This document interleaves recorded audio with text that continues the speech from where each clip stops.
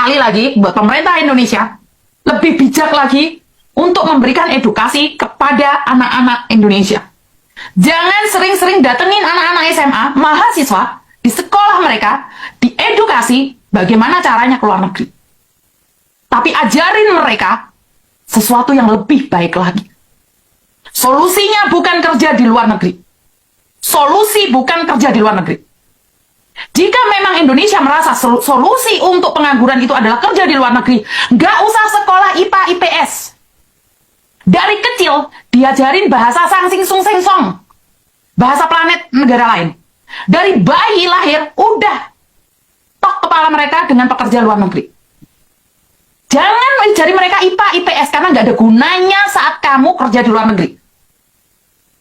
Bimbing mereka dari kecil. Atur otak mereka bagaimana caranya jadi pembantu di luar negeri. Bagaimana caranya jadi supir di luar negeri. Bagaimana caranya menjadi mekanikal di luar negeri.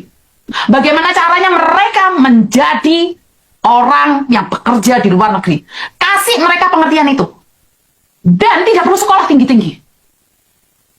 IPA IPS tidak dipakai di negeri orang.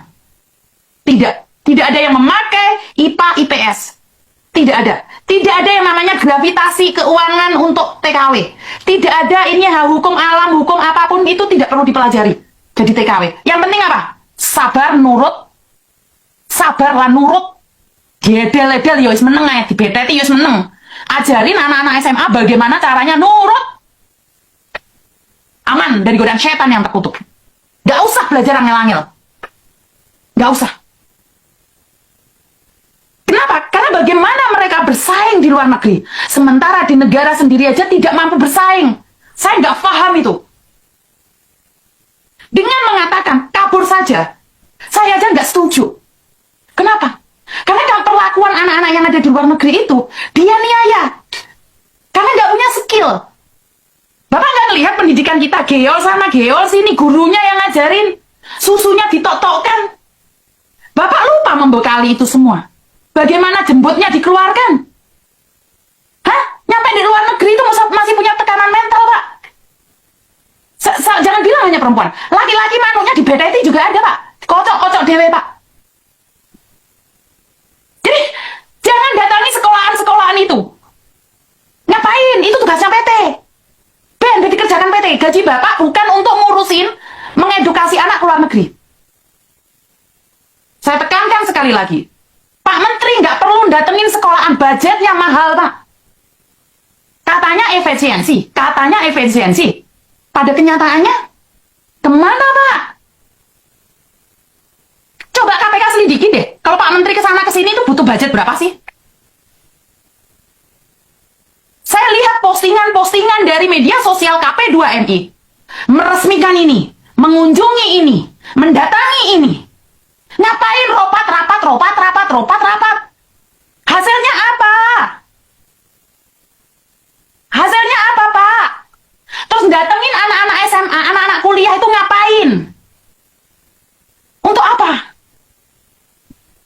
Kalau pada ujung-ujungnya cuma ke luar negeri, suruh mereka berhenti dari sekarang. Ajarin mereka bagaimana nurut sama orang luar negeri. Pak, masuk ke luar negeri itu jangan bilang hak asasi, Pak. Kita kalau sudah masuk ke rumah majikan kita itu nggak ada hak asasi. Kita itu udah nggak ada harga diri.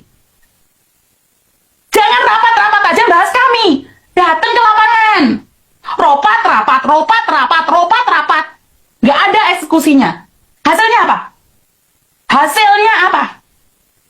Kalau saya nggak berat-berat, kalau saya nggak cepat-cepat, nehe cuma ditinggal di pelabuhan. Tetapi, saya percaya, efisiensi itu tidak mengakibatkan jenazah ditelantarkan. Rapat aja punya budget. Rapat punya budget yang begitu besar. Selidikin sekali rapat itu biayanya berapa. Dibandingkan dengan memulangkan jenazah